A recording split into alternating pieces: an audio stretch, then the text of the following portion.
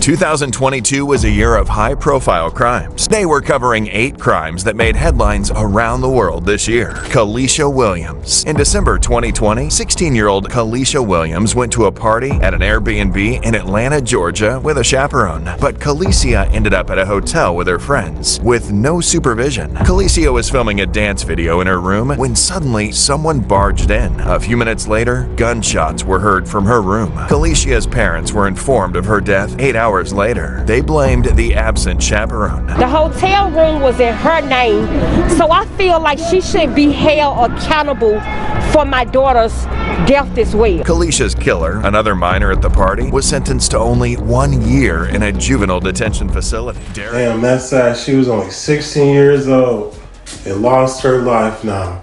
This shit sound like a motherfucking setup to me, for the simple fact she was supposed to have went to a motherfucking Airbnb party, right? So how you go from an Airbnb party to a motherfucking goddamn hotel room with your friends, and the chaperone or whoever the fuck this person is who's supposed to have been there supervising leave, and one of these little motherfuckers shoot you and kill you? You know what I'm saying? Like, and then just to hear that they only got a year or 6 months or some bullshit. Like, that shit doesn't even make sense. Like, this person lost their life. They can't even come back, you know what I'm saying, and say I made it to 17, 18.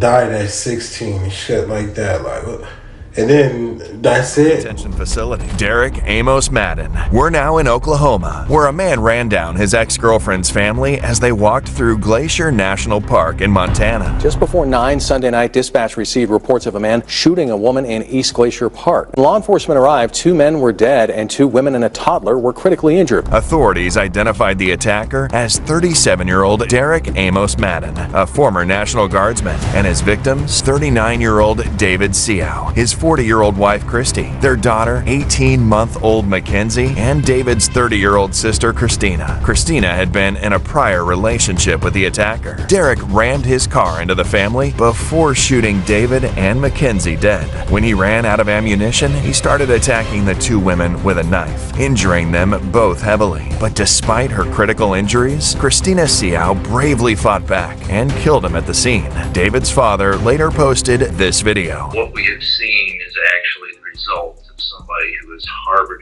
anger in his own life and allowed it to fester and allowed it to grow and develop into something very terrible and unspeakable. Phoenix. I'm happy that she was able to kill this guy.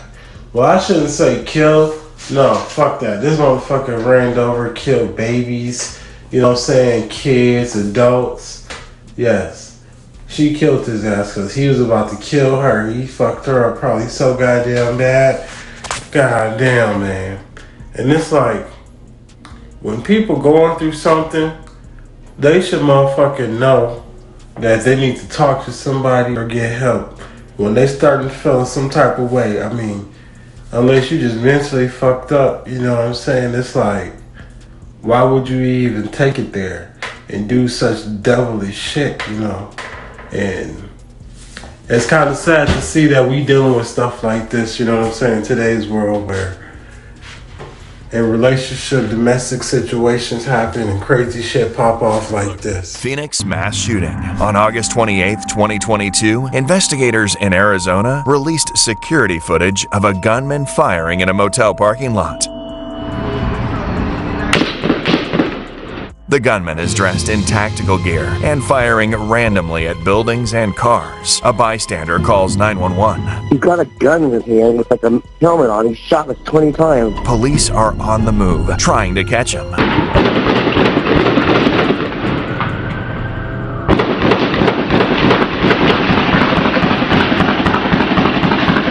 He's right there. Where? Right there. Watch. When the gunfire ceases, officers approach the shooter, only to find him dead from a self-inflicted gunshot wound. He has injured 2 officers who are taken to the hospital. You're good, buddy. You're good. Investigators identified the man as 24-year-old Isaiah Williams, who left his hotel room dressed in tactical gear and killed 2 people. A month later, Williams' parents said that the strain of the COVID-19 pandemic, lack of job offers, and racial tensions all weighed heavily on him. Back in 2020, Williams' friend had noticed his social media posts were increasingly anti-government and anti-law enforcement. Friend also telling detectives that he spoke to Isaiah on the day of the shooting, where Isaiah expressed interest in moving to Iraq to fight with Kurdish forces. But he says Isaiah did not mention anything about planning the shooting rampage that he carried out hours later. This right here, just like I was just talking about, this to show you how mental health is very serious here. You know what I'm saying? Everything, a lot of people going through it. You know, a lot of people is really going through it. And, you know, we always talk about how mental health this, mental health that. It shouldn't be a mental health day, a mental health awareness week or month. This should be mental health every day, because people are suffering and dying. And, you know, when we see things that we probably don't agree with, and then you think about what the world is actually dealing with, definitely right here, it's been bad with prices going up, gas. I mean, y'all know what I'm talking about. So this person right here will suffer from mental health that bad, and then he took his own life. Hours later. Stockton serial killer. In 2021 and 2022, 6 men were killed in Stockton, California. Ballistics info showed they had all been shot with the same gun, leading investigators to believe they were dealing with a serial killer. A woman had reported seeing an unknown man around 6 feet tall, wearing dark clothes and a black mask, COVID style. On October 15th, the police arrested the suspect. We watched his patterns and determined early this morning he was on a mission to kill. He was out hunting. 43-year-old Wesley Brownlee was detained on 5 felony charges, including murder and carrying a concealed weapon in a vehicle. Did you understand the rights I just went over with you? Yes. What would you like to do with your case today? Would you like me to appoint an attorney to represent you? Yes. Brownlee is expected to appear in court for sentencing in January. Man, I remember hearing about this crazy motherfucker going around killing people at random times. And this is like, you know what I'm saying, a repeat of what we saw of many other, you know, people that have done some crazy shit like this. It's like they have their targets with they certain type of people they want to fuck with, you know, and decide to do this nonsense on. And it's sad to see that, you know, the ones that get caught in their crossfire that's no longer here, you know what I'm saying, be the targets. And they don't even fucking know it. So that's why it's like, y'all gotta be careful, watch your back, everything nowadays. Because, I mean, even then you should have been watching it, but it's like now, you really gotta watch your fucking back, because you never know. January. Casey White. While serving a 75-year prison sentence for the murder of Connie Ridgway, Casey White escaped from prison in 2020. Police in Alabama and elsewhere, including the FBI, are now looking for a dangerous inmate, also a suspected murderer who faces the death penalty, and the jail officer, the official in charge of him, also wanted in helping him escape. Correctional officer Vicky White had helped with every part of his escape. She arranged, purchased the getaway car. She sold her house, got her hands on cash. You know, she went shopping, bought clothes for him. She just obviously put the plan together. 4 days after the escape, the police spotted the couple in a car wash and chased them down. Vicky made this 911 call from the passenger seat. Hello? Hey, John. Airbags are going on. Let's get out and run. Get us back to the hotel. Minutes later, Casey was arrested. The female suspect shot herself. The male suspect gave up. Vicky was pronounced dead of a self-inflicted gunshot wound to the head. Casey was sent back to jail. He's facing additional charges, including escape in the first degree. I don't know what the fuck, game, words, whatever you want to say. He said, tell her to make her break this motherfucker out of jail the way she did, all casual and classy and shit. and then fucking go on the road with this crazy motherfucker. You know what I'm saying? Selling everything, taking him shopping like it's some normal shit. You know what I'm saying? And then they motherfucking goddamn get spotted and go on a motherfucking high-speed chase, flip the car. Her stupid ass call 911. You know what I'm saying? Like, bitch, don't you know you motherfucker want it? But anyway, she killed herself as we heard, and he still on the death penalty, I'm pretty sure, because I mean, he just basically killed 2 women, if you really think about it. First degree PNB Rock murder. On September 12, 2022, rapper PNB Rock was fatally shot in an attempted robbery at a Roscoe's Chicken and Waffles in Los Angeles. Super sad tragedy. Some guy just walked in, targeted him, basically trying to rob him, and stole his jewelry. LA Police Chief Michael Moore said that an Instagram post likely alerted the assailant to the rapper's location. The victim was sitting at a table eating with a female witness when he was approached by the suspect. The suspect then brandished a firearm and demanded his property. We don't have the audio as to what the exact verbal exchange was at that time. The suspect then fired multiple rounds. After the news broke, reaction from fans and other celebrities started pouring in. Nicki Minaj asked why his location was shared, while Cardi B said this shouldn't be blamed on his girlfriend. On September 29th, the police identified 3 suspects, Freddie and Chantel Trone and their 17-year-old son. The teenager is facing the most serious charges, since he allegedly pulled the trigger. His mother is being held on an accessory charge, while Freddie, the reported getaway driver, remains at large, with 1 count of murder and conspiracy to commit robbery, as well as 2 counts of second-degree robbery. This was sad right here, just because, you know, somebody was out there hunting, scavenging, location, whatever the situation that led them to his location. It's sad that you can't even be your own self and go here, want to eat this, eat that. Always got to watch over your back to make sure nobody is looking and watching. You know, you can't even just have a comfortable meal. Like, you always got to watch over your back. It don't matter where you at. You should be able to eat wherever you want to eat at. If you want to eat this type of food, you should be able to eat this type of food. If you want to go over here and eat this type of food, you know what I'm saying? And if you want to look good and dress nice while doing it, you should be able to. It shouldn't be no, oh, you can't dress like this, you can't dress like that, because you'll get robbed or jacked. But it's sad because this is how it is. And unfortunately, he lost his life because of shit like that. But they saying this guy is at large. I thought they had caught all 3 people, but hey, I guess he's still on the run somewhere.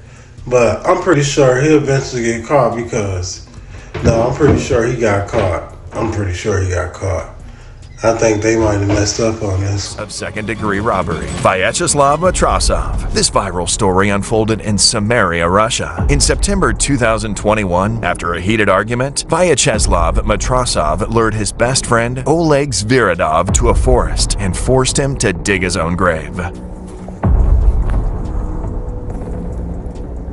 His motive was clear. Matrasov had discovered footage of Sviridov sexually assaulting his then 6-year-old daughter. Initially, Matrasov was charged with murder, which sparked outrage among Russians, who saw the charges as unfair. More than 2,500 people signed a petition for Matrasov's acquittal and release. Detailed forensic evidence also showed that Matrasov had not stabbed Sviridov, but instead made him kill himself. In April 2022, Matrasov was sentenced to 18 months for inciting his friend into suicide. However, he was released a year early after just 6 months of detainment. Jeffrey I mean, I have nothing to say. Just for the simple fact that's his daughter, and I'm pretty sure if we was put in a situation, you do what you feel is necessary to protect your daughter, even though the damage was done to her already. You know, and it's sad to hear that this motherfucker did that to a 6-year-old. You see why he didn't get that much time, just for the simple fact. I guess over there, you know, I mean, I really can't say nothing bad about this. That's all I can say, because that's his daughter. If it was my daughter, I would handle things probably, you know, how I would handle things. But I can't say how he handled things is the right way or the wrong way is what I'm trying to say. So, that's very sick of that motherfucking entertainment. Jeffrey Dahmer. Although his crimes happened decades ago, Jeffrey Dahmer went insanely viral in September 2022. I called y'all and I told you over and over a million times that something was going on, and you know what you did? Y'all did nothing. So what did y'all find in there? What did you find in there? On September 13th, Netflix released a biographical drama called Dahmer Monster. The show was watched for 3.7 billion minutes in its first week. Dahmer, the new series, breaking streaming records, even as it is sparking controversy. The series dramatized the stories of Dahmer's murders, from his first victim in 1978 to his capture in 1991. I mean, I didn't mean to kill him.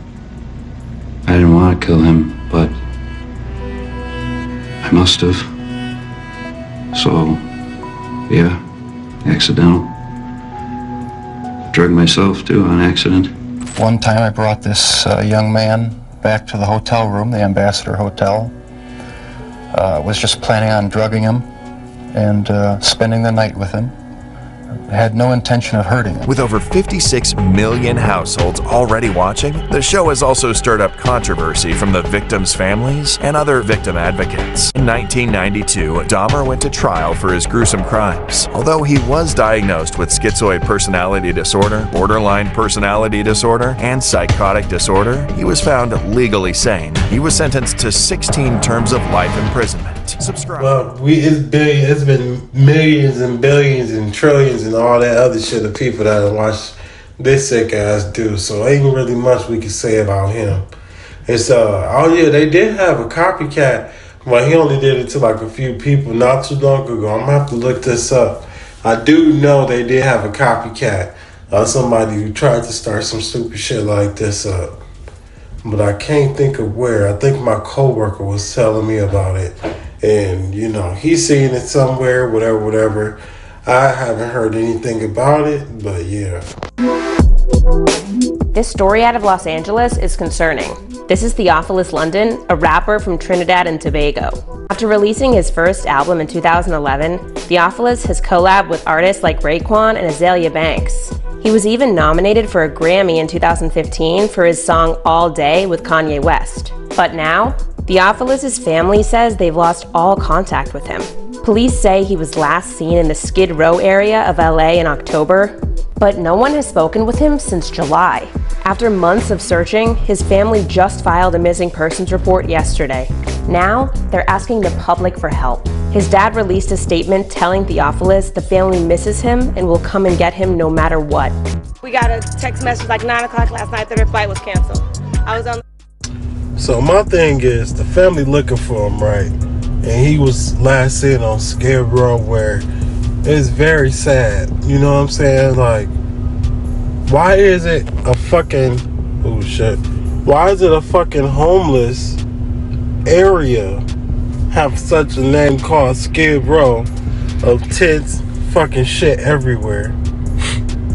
But yet, they still trying to bring people over into this country.